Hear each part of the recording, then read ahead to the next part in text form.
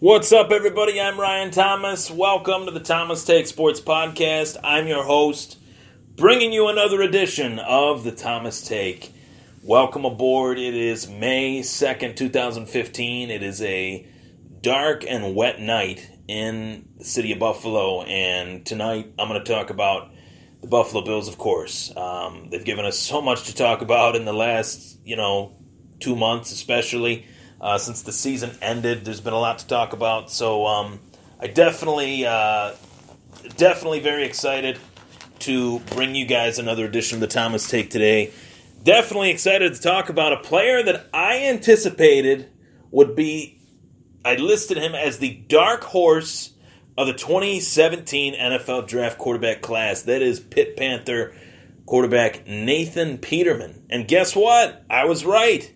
And guess what? He's a Buffalo Bill. I was right about the fact that the Bills would be very, very smart to bring this guy in, and I am so happy that they did in the 5th round.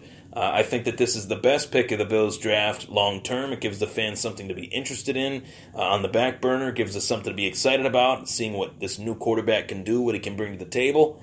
The fact is, Peterman, the last couple years, was very, very underrated while basically being a star at the University of Pittsburgh. So I'm very excited to see what he brings to the table. You have Tyrod Taylor, who took a pay cut, for lack of a better term, took a pay cut, decided not to test the free agency waters of Cleveland or the Jets, and returned to the Buffalo Bills. Now Tyrod will be making $10 million this year, and next year he has an option. So it's no guarantee that Tyrod Taylor will be in Buffalo for the 2018 season. So you have Tyrod Taylor on the docket, most likely to be the starter. You have Cardale Jones, who's the raw prospect, project-type quarterback that showed some real freak throwing ability in the Ohio State University. And I think that it'll be very interesting to see how this backup quarterback battle pans out. You also got T.J. Yates in the building, a veteran quarterback in his own right that has contributed slightly to the Houston Texans and slightly to the Miami Dolphins in a backup reserve role. When Matt Moore went down during that Pittsburgh game versus the Steelers, T.J. Yates stepped in for a little bit and then went out. But I'm not really too enamored with T.J. Yates, to be honest. I would rather them go with the younger route. I don't see T.J. Yates starting any games for the Buffalo Bills. So I don't really see T.J. Yates staying here in Buffalo much longer. They signed him not knowing whether or not they would get a quarterback in the draft this year, and they did. Peterman was listed as a 3rd, 4th, maybe 5th round pick, and yes, he did go in the 5th round. So he did fall a little bit, but that could be for a wide variety of reasons. We saw a lot of quarterbacks go early, and then the board kind of went towards the defensive players and other positions throughout the game of football. So Peterman did fall, but I think that this guy does not have below average arm strength. I think he has great timing, great anticipation on his throws, a guy that, to his credit, played against Clemson in Death Valley and really showed up while being the quarterback for the University of Pittsburgh. Clemson, obviously, is a national championship winner. So what he brought to the table by every stretch of the imagination was truly remarkable. And I'm very excited to see what he brings to the table. I think that when you look at the quarterback position, we've seen this, insurgence of guys that can be mobile, that can run with the ball. And they are great. They are talented. You have 2 guys that come to mind, Cam Newton and Russell Wilson. You have another guy that comes to mind in Colin Kaepernick and RG3. That's the other side of the spectrum. So there's two opposite ends. There was Newton and Wilson, and then there was Kaepernick and RG3. Kaepernick and RG3 basically fell off the face of the earth.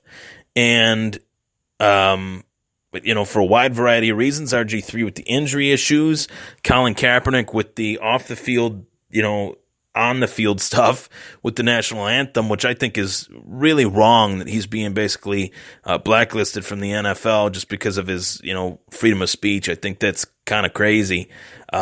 whether we agree with it, whether we disagree with it, I don't think the guy should be basically should get the career death penalty for doing that. I don't think that that's right. But anyway, you have RG3, who was thrown to the wolves practically by Mike Shanahan when RG3 had that knee injury. My point is, the quarterbacks that are mobile, that even the guys that like the Andrew Lucks of the world, even those type of quarterbacks that are more throwing based, but they have mobility, they're going to get hit. And Tyrod cannot take many hits, being that he's a very small quarterback. He's 6 foot tall, as they say, 6 foot tall in the program. I think he's maybe 5'10", 5'11", and he's about 215 pounds soaking wet. So when he's playing the quarterback position and he takes those hits, I don't expect many of them to last. I don't expect him to last that long when he's getting hit that many times, is what I'm trying to say. And when you have a guy like Nathan Peterman, who literally looks to throw from the pocket on every single passing play, I think that's what the Bills need. I think the Bills need a pocket passer. And I would not be shocked in the slightest, although I do think this is Tyrod's starting quarterback job, I would not be shocked in the slightest if Taylor, who right now is the guy for the job, but, as training camp progresses, if the Bills are really impressed with Nathan Peterman to the point where if Tyrod shows some failures in the regular season, could they go in that direction? Could they, go with Nathan Peterman or go with Cardale Jones? They very well might, being that Tyrod Taylor is not on the books technically for the 2018 season. So I have high expectations for this kid. I've watched him. He has played in practically every pro-style offense. There's not there's been quarterbacks of the past like Blaine Gabbert who really played only in a shotgun set, so he'd never really been in a huddle before. Peterman has been in the huddle. Peterman has experienced being in the huddle, being in shotgun, playing no huddle offense. Virtually every type of offense that you could run in the sport of football, Peterman has ran it at a high level in college while being the quarterback of the University of Pitt. He was at the University of Tennessee, and he decided to transfer, being that Josh Dobbs was the quarterback at Tennessee, and he was QB2. He wanted to start, and he beat out the 3 quarterbacks at Pitt and got the starting job and rode the horse from there. So guy that threw for over 20 touchdowns in 2 of his starting seasons in Pitt, or at Pitt, I should say. So guy that definitely has shown that he can play. And I'm really excited this year to go to the training camp, see all these rookies: Tre'Davious White, Nathan Peterman, Zay Jones, Deion Dawkins, Milano from the Boston College.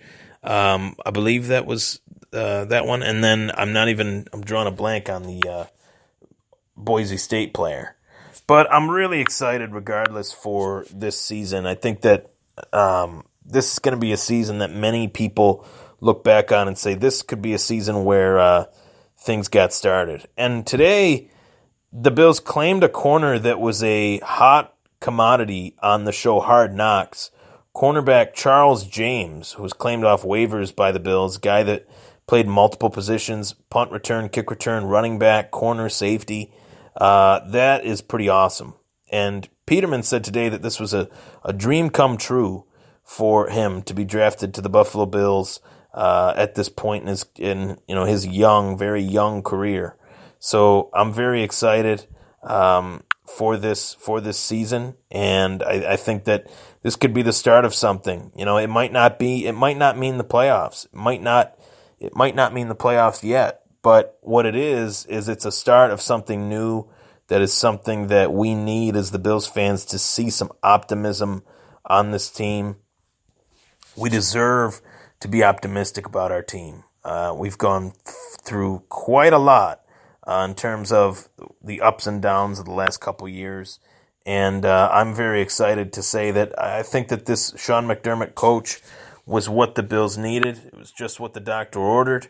And I think that he will be a guy that will help bring this team to respectability, as the coaches of the last 2 coaches prior to him have not. I mean, Doug Marrone led the team to a winning record, 9-7 in 2014.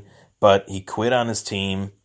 Rex Ryan was not the most serious character, so to speak. He was a character. He was very loud, very boisterous. And the Bills need a coach that can just come in Sunday to Sunday, coach these guys up, make them focused, make them realize that this is a game that we get paid millions to play, and that we need to take this opportunity to go out and win on a daily basis, not just on Sundays, but from Monday to Saturday in the practice room, on the practice field, film day, two-a-days, training camp, mini camp, from mini camp all the way to February if they're in the Super Bowl game. So it's really I think that they really need to give Sean McDermott a long leash with this team as well. I can't keep going through these coaches and having these expectations, and then the coach is fired within 2 years. Marrone quit.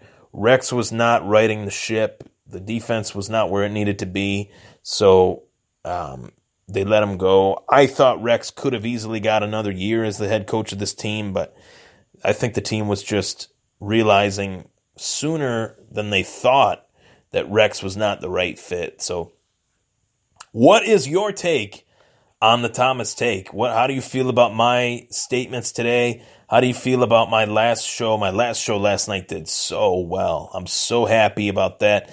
Thank you very much, guys, for joining me, guys and gals, for joining me on the Thomas Take Sports Podcast. I really appreciate it. I think that I got a really good fan base brewing here, and I really appreciate every single one of you people. I think you're all great.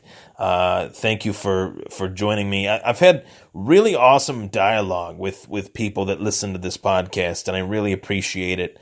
It's from the heart. I really do. I take this really seriously. I like to be accurate as possible with any information that I hear regarding these teams, and I'd like to think that I am. So thank you very much for joining me. The Buffalo Bills, Nathan Peterman, Nate the Great, has arrived.